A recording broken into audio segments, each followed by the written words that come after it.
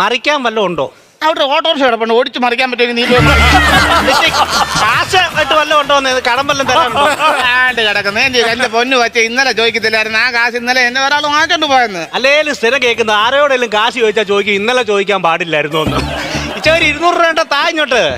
ഇപ്പൊ എന്താണ് 200 രൂപ എന്തിനാ നിനക്ക്? അല്ല കൊച്ചാട്ടനെ, ഈ മീനില്ലാതെ ചോറിറങ്ങത്തില്ല, അപ്പൊ മീൻ മേടിക്കാനൊക്കെ ഉണ്ടാ. അങ്ങനെ ഇറങ്ങണം നിന്റെ കൈ നിറക്കണം, അല്ല കടം മാറ്റല്ലേ കേട്ടിട്ട്. എന്താ സ്വഭാവം വെച്ചേ? ഞാൻ വാങ്ങിച്ചെല്ലാം തന്നിട്ടില്ല, നിങ്ങൾക്ക് പൈസ തരാനൊന്നുമില്ലല്ലോ. ഞാൻ 200 രൂപ ഞാൻ തരാം, പക്ഷെ നാളെ രാവിലെ തിരിച്ചു തരണം. എനിക്ക് കറണ്ട് ബില്ല് അടയ്ക്കാനുള്ള പൈസ അത്. ഇപ്പൊ നിങ്ങളുടെ വീട്ടിൽ കറണ്ട് ബില്ല് വന്നോ?